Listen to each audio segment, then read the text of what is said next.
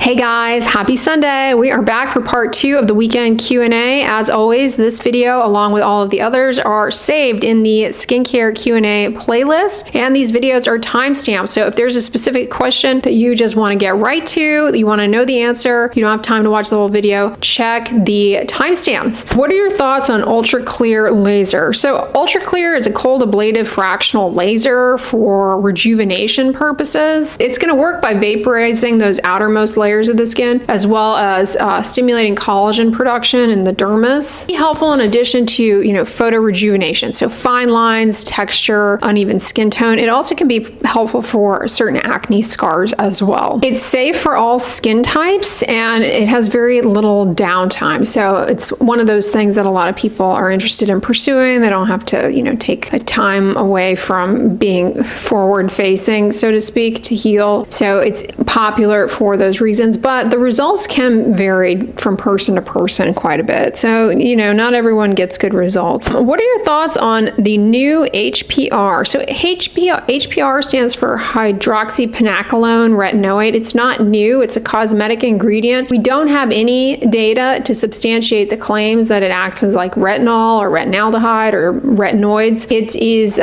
retinol ester, and typically those don't perform like retinol. It may act as an antioxidant, but it really kind of grinds my gears when that gets marketed as like a retinol, because I think it misleads the consumer into thinking that they're buying an ingredient that is established to improve wrinkles and collagen in the same way that retinol. Which vitamin A derivative could I use if adapalene was too irritating for me?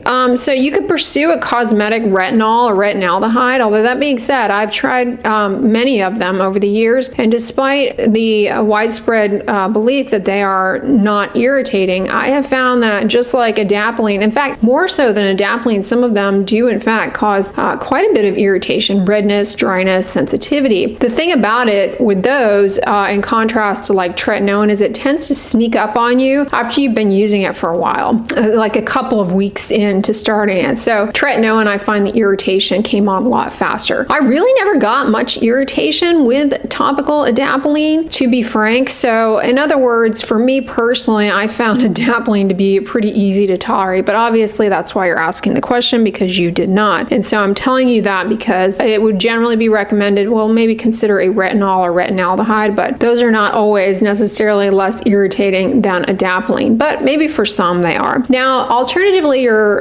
dermatologist might try to prescribe other topical retinoids that are in vehicles that help to reduce irritation, such as Altreno lotion, which contains hyaluronic acid and collagen. It is often better tolerated. It's a lot more moisturizing. It's formulated to really address the dryness and sensitivity issues. No guarantee with that. Allegedly, triferritine, which is marketed as a cleaf, allegedly that was supposed to be so much less irritating because of the receptor specificity, but in clinical practice, it bears out to be just as irritating as any other topical retinoid. But that might be an option as well, but personally, I haven't found it to be less irritating. What is a good lotion to use on eyelid skin? I can't use petroleum jelly there during the day. Honestly, any lotion you want. I would avoid lotions and moisturizers on the eyelids that contain alpha hydroxy acids like glycolic, lactic, mandelic, or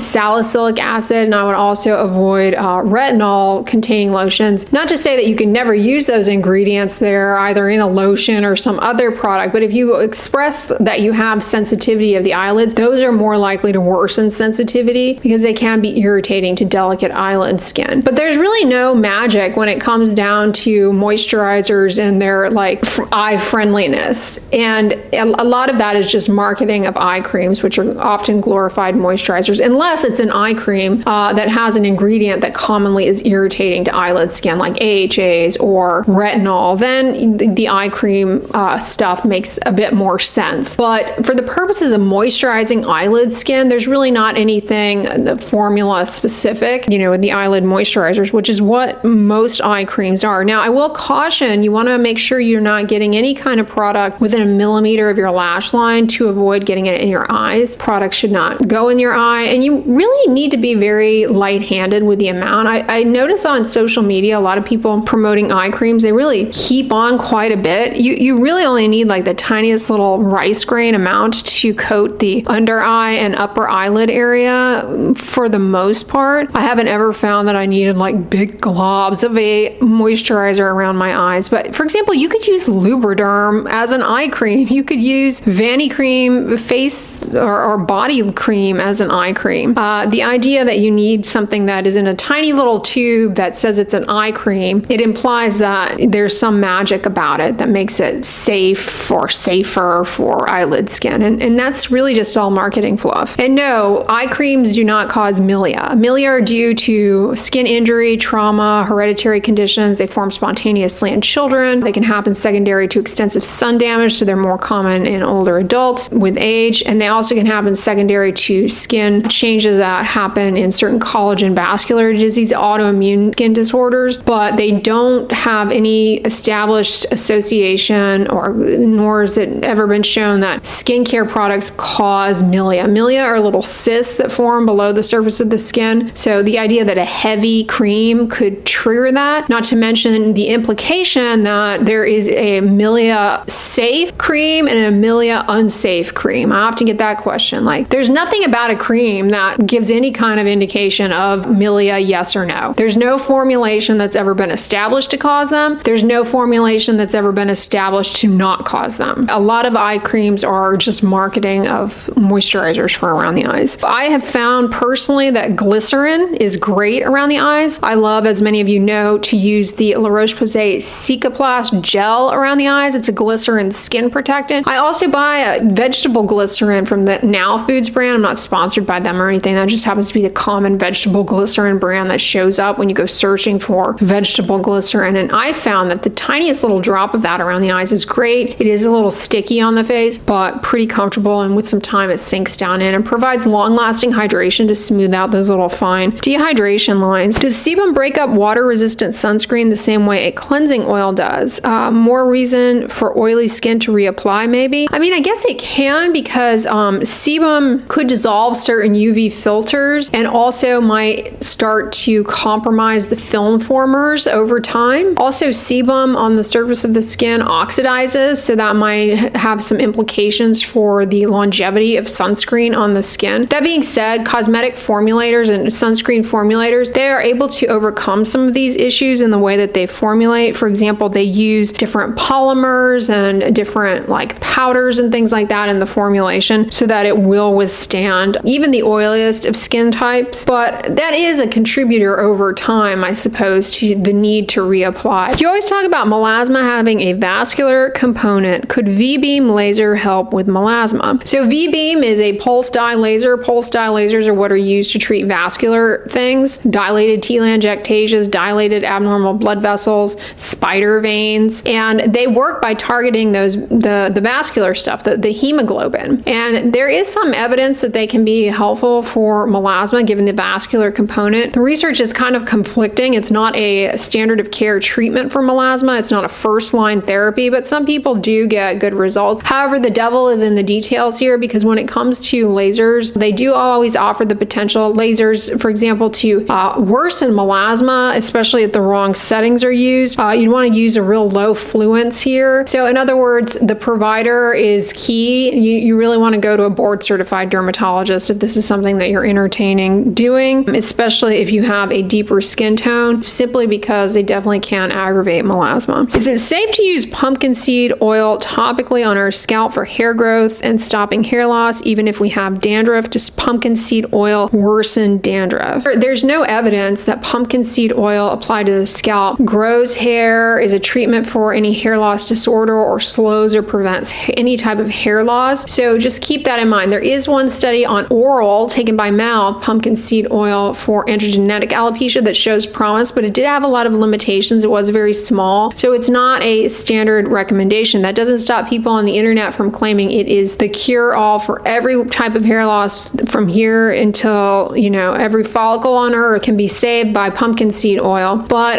it is a popular and generally well-tolerated thing to do. Now, with regards to putting oils on the scalp and aggravating dandruff, yeah, there's always been this concern about that oils on the scalp oiling as a practice can aggravate dandruff, because Malassezia is an oil-loving organism, and overgrowth of Malassezia is, that because of dandruff and aggravation of oil production from the scalp drives more malassezia, which drives more inflammation and causes dandruff. So the idea has always been like, well, if you put oils on the scalp, you're feeding malassezia. Truthfully, we don't have any good evidence for that. And a lot of cultures are really into this hair oiling thing. We don't see more severe dandruff per se in those groups. Now, that being said, I would say there's like no objective evidence that it does or it doesn't. It's kind of like, well, it might. Here's the mechanism by which it might. Here's the mechanism by which it might not. So should we be recommending no hair oils, or should we just be aware that this is something patients do and suggest a trial of stopping if they find that their dandruff is really bad? I'm not convinced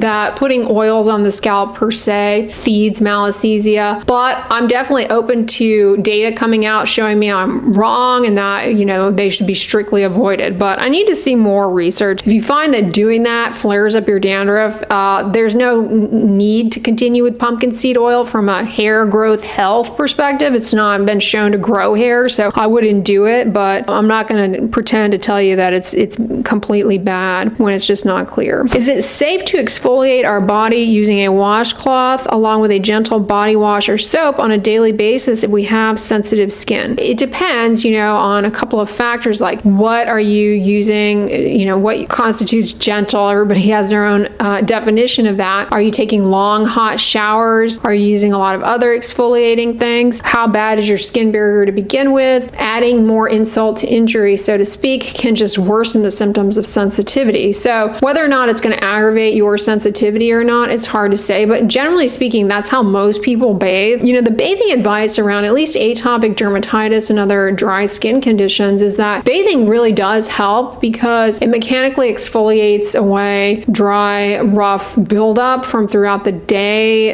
due to, you know, some people in certain areas of the body in particular, the epidermis is just like kind of a little slow. And so people get, you know, rough texture, buildup, dirt, and things like that trapped on the surface of the skin. And all of that compromises healthy barrier integrity. And then, of course, can flare things like atopic dermatitis. So bathing not only removes that, but the washcloth and hygiene, you know, just being in the shower in general, it does help to get water into the skin. And so it really does have a place. Like telling atopics to not bathe is kind of not logical at all. And I think in many cases aggravates their disease. Like for me personally, I have atopic dermatitis. And if I don't shower every day, I'm going to be itching up a storm because we know that sweat is an irritant. But, you know, if you have a lot of sensitivity on the body, you'll notice that when you get even in the shower, the water kind of stings. And so that's sort of a clue. Like maybe you should back off of using a lot of body wash and soap for the day. Just kind of use your hand for a couple of days. I know that shocks people, but I mean, if your skin is uncomfortable with bathing, it's kind of a sign that, you know, you need to be maybe a little bit gentler for a bit till things get back on track. But yeah, I mean, it's safe to bathe every day with a washcloth. You're not likely to cause harm doing that. Do you think it's better to use a serum with actives in it than a simple moisturizer, or would using only a moisturizer that already has the actives in it be enough? Thank you so much. Here's the thing. Serum is kind of a marketing word. I've lamented about this in other videos, and sometimes I don't always adequately explain myself, but serum, you'll find, especially I've been doing this for 10 years now, trying out different skincare products. You never know when you buy something that is marketed as a serum, you never know what's going to come out of that bottle. It could be a lightweight, thin, mostly water-based product, or it could be lotion, frankly. The same exact textures, thickeners that are added to lotion are going to be in the quote-unquote serum. It's just in a different packaging. It has serum on the front instead of lotion or moisturizer. But at the end of the day, it's a moisturizer. Like it's got the same texture, consistency, ingredient families, thickening agents to slow water. I mean, it's a moisturizer. So I think if you, the reason I point that out is because for a long time, you would hear this rhetoric on social media, and you still hear it from time to time, that in order to really get a skincare product that had the ingredient and a meaningful delivery system or concentration, you must use a serum. That serums were more potent, more concentrated. That's all marketing. That is all marketing, you know, jargon. Not at all true. I mean, there's no, I mean, like I said, serum, anybody can call anything a serum. There's no rules to what is classified as a serum. So yeah, at the end of the day, a moisturizer with, say, niacinamide is as effective as a serum with niacinamide, no matter matter the texture. All depends on, you know, I love serums. I'm not saying they're useless. I use a lot of them, obviously. It all boils down to what do you like to use, you know, as far as the textures and what's easy to work into your existing skincare routine if you're looking to introduce an ingredient. Can over-the-counter azelaic acid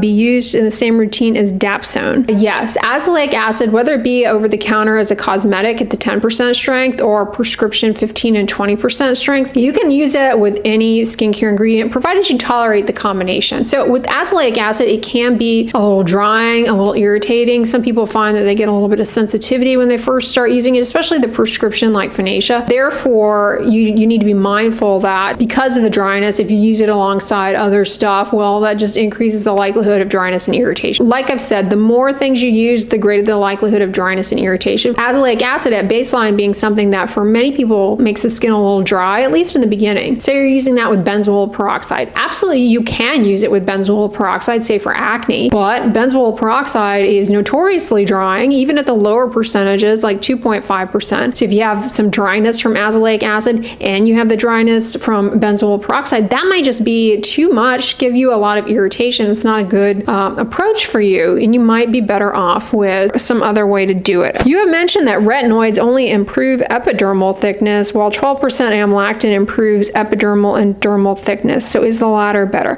So that's not correct. That's not what I said, but maybe you misheard. Amlactin 12%, that's 12% ammonium lactate. 12% ammonium lactate can improve epidermal and dermal thickness. Lower percentages of ammonium lactate, like 5%, 7%, which Amlactin also has lotions with those lower percentages, those have been shown to just improve epidermal thickness, not dermal thickness. Now, as part of the aging process, you have atrophy of the epidermis and the dermis. Either percentage can still give you some benefit, okay? But if you're specifically looking to improve dermal thickness, say you want to not only address aging skin, but also a lot of people might develop dermal atrophy secondary to an adverse event from a topical steroid, in which case you'd want to try the 12% because that's been shown to improve dermal thickness and reverse some dermal atrophy. Therefore, it's a great option. Now, tretinoin does in fact improve both epidermal thickness and dermal thickness, same as the 12% ammonium lactate, and either one is a great option for reducing both epidermal and dermal atrophy, as can occur with the aging process. And I've got videos here about using both ingredients. All right, guys, that about wraps up the weekend Q&A. Thank you so much for all of your excellent questions. I hope you enjoyed today's video. I will pop it into the skincare Q&A playlist along with all of these videos, which are time-stamped, so you can find the questions that have been answered and get right to the part of the video you're interested in if you don't have time to watch the whole thing. But if you enjoyed today's video, give it a thumbs up, share it with your friends, and as always, don't forget, sunscreen and subscribe. I'll talk to you guys tomorrow. Bye.